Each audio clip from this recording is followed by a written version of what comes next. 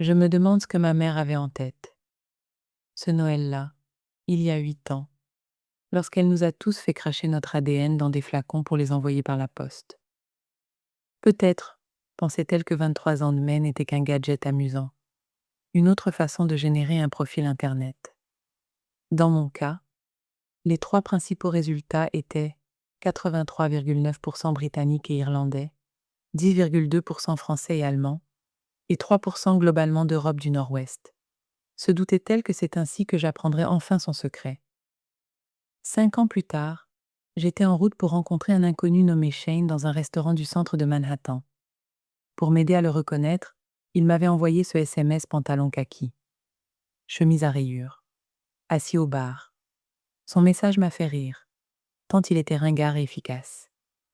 Ne savait-il pas que j'avais déjà fait des recherches sur lui sur Google, que j'avais zoomé sur ses traits, que je l'avais scruté pour y chercher des caractéristiques qu'il partageait avec ma mère, qui était aussi la sienne.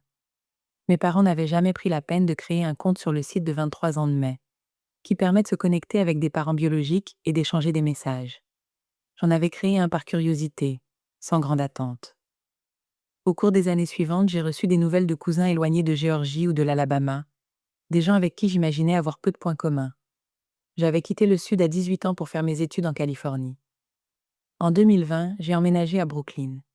Je ne m'intéressais pas beaucoup à la généalogie ni à l'histoire de notre famille. Je supposais que le message de Shane ne serait pas différent des autres. Alors je l'ai laissé sans réponse dans ma boîte de réception pendant quelques semaines. Quand j'ai fini par l'ouvrir, j'ai vu que le site nous répertoriait comme une correspondance possible pour des demi-frères utérin.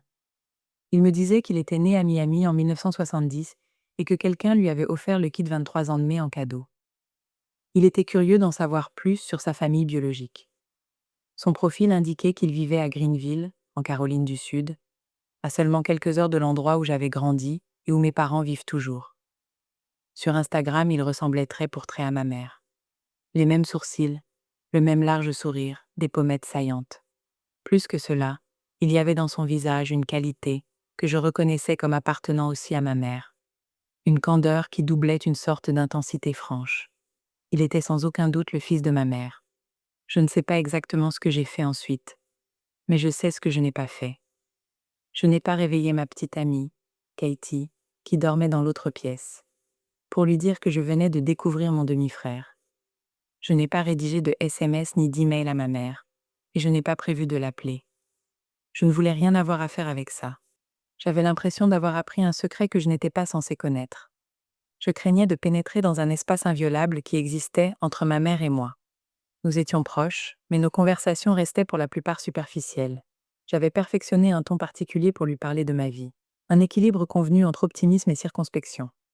Mon travail au magasin de vin était bien, mais j'allais demander une augmentation ou chercher un meilleur poste ailleurs. Aucune grande nouvelle à partager, juste une journée de plus dans ma vie. À l'adolescence, ma mère et moi avions une relation tendue. Elle réagissait à certaines choses de manière incompréhensible pour moi, ce qui me mettait en colère. Elle était intensément protectrice. Une chanson aux paroles explicites à la radio pouvait la plonger dans une panique totale quant à ce que j'écoutais. Elle surveillait de près mon utilisation d'Internet. Une fois, en rentrant de l'école en voiture, elle m'a fait un cours sur la santé sexuelle, agrémenté de rapports imprimés sur la consommation d'alcool et les grossesses chez les adolescentes. J'avais 14 ans, j'étais potelé et maladroit, et l'idée d'avoir des rapports sexuels avec qui que ce soit était une perspective lointaine et terrifiante. Ayant grandi dans la Caroline du Sud très conservatrice, je l'avais vue quitter précipitamment des dîners lorsque des hommes exprimaient des sentiments ambigus sur l'accès des femmes aux soins reproductifs. Je savais qu'elle avait travaillé dans une clinique de santé pour femmes à Atlanta. Ses convictions sur le droit d'une femme à disposer de son propre corps n'avaient pas besoin de longues explications. Pourtant, de temps à autre, je sentais un non-dit, un contexte profond tapi derrière ses emportements soudains, sa fureur palpable, ses yeux humides. Quelque chose qui semblait presque supplier d'être partagé, d'être dit à voix haute. Découvrir l'existence de Shane, c'était comme trouver une pièce manquante d'un puzzle. Tout devenait si clair. Mais je n'étais pas censée savoir, et je ne voulais pas l'interroger à ce sujet. Tu dois l'appeler, m'a dit Katie. Genre, maintenant. Nous prenions notre petit déjeuner dans notre cuisine étroite. Je lui avais enfin parlé de Shane. Je ne peux pas, ai-je répondu. Notre chien reniflait sous la table, attendant que des morceaux de granola tombent. Et si mon père n'est pas au courant? Et si elle nie tout? Qu'est-ce qu'on fait après? Je n'arrive pas à croire que tu ne m'en aies pas parlé plus tôt, a-t-elle ajouté. Moi, je serais en plein délire. Je suis en plein délire. Je meurs d'envie de savoir ce qui s'est passé. Pas toi? Je dois juste attendre le bon moment, ai-je dit. Bien sûr, il n'y aurait jamais de bon moment. Après avoir ignoré le problème pendant plusieurs mois encore, il est devenu évident que je devais appeler ma mère. J'en étais arrivé au point où je parlais du message de Shane à des inconnus lors de soirées. Je suis allé me promener dans notre quartier. C'était l'automne, cette période de l'année où les gens s'emmitouflent et se replient sur eux-mêmes, où la lumière rougeâtre de l'après-midi transforme chaque sentiment en une sorte de cliché puissant. Une fois arrivé au parc, j'ai appelé. « Allô, mon fils », a-t-elle dit, son salut joyeux habituel. « Je dois te poser une question sur un truc un peu dingue, ai-je commencé ?»« Quoi donc ?» a-t-elle demandé. Je lui ai parlé du message de Shane. « Waouh » a-t-elle dit. « C'est dingue, en effet. Je sais, » ai-je répondu. « Alors, est-ce que c'est ton fils ?» Je m'attendais à de la surprise. Mais bien sûr, elle n'était pas surprise du tout. Elle semblait soulagée. « Je me suis toujours demandé quand je devrais te raconter ça, » a-t-elle dit. Elle portait le fardeau de son secret. Et la question de savoir comment parler, depuis aussi longtemps que j'étais en vie. Ma mère avait 16 ans, à l'automne 1969, lorsqu'elle est tombée enceinte de son petit ami de l'époque. Elle vivait alors en Floride. L'arrêt rouvé. Wade ne serait rendu que 3 ans plus tard. Le pasteur de l'église de sa famille a suggéré à ses parents de l'envoyer à la Florence Crittenton Home for Women, à Miami, un foyer pour jeunes femmes en difficulté, y compris les mères célibataires. Leur priorité était de garder secrète la grossesse de leur fille. Après son retour à la maison, ils n'en ont plus jamais reparlé. Ma mère a fait d'énormes efforts pour m'offrir une enfance différente de la sienne, pour me protéger de façon qu'elle n'avait pas connue, et pour m'encourager à avoir des conversations honnêtes sur les corps, les émotions et les choix. Cela aurait été une terrible ironie si, après avoir découvert l'existence de Shane, j'étais resté silencieux. J'aurais perpétué le silence qui avait caractérisé sa propre éducation. Et j'aurais privé ma mère de la chance de renouer avec ce fils dont elle avait dû se séparer à la naissance et de commencer à combler les pièces manquantes de leur vie respective, une chose pour laquelle ils sont aujourd'hui tous deux reconnaissants.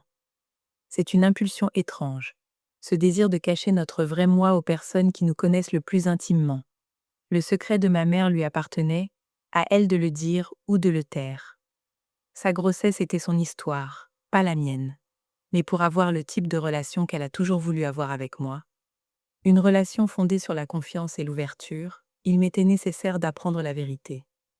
Je me demande si j'avais su pour Shane quand j'étais plus jeune, aurais-je été plus compréhensif face à l'intensité de ma mère. Son sentiment d'indignation? Récemment, elle m'a confié qu'elle avait peur que je la juge. Qui sait, au fond, de quoi j'étais capable de comprendre quand j'étais enfant ou adolescent. Mais en tant qu'adulte, en apprenant ce que ma mère a traversé à 16 ans, et ce qu'elle a porté en elle tout le reste de sa vie, j'en suis venue à l'admirer plus que jamais. À un pâté de maison du restaurant de Midtown où Shane et moi avions convenu de nous retrouver, j'ai répondu à son message pour lui dire que j'arrivais. Alors que j'entrais, Shane m'a fait signe de venir au bar. Nous retrouvant face à face pour la première fois, il a voulu me serrer la main, mais je l'ai pris dans mes bras. Il m'a expliqué qu'il était en ville pour le travail. Ma compagnie aérienne a perdu mes bagages, a-t-il dit.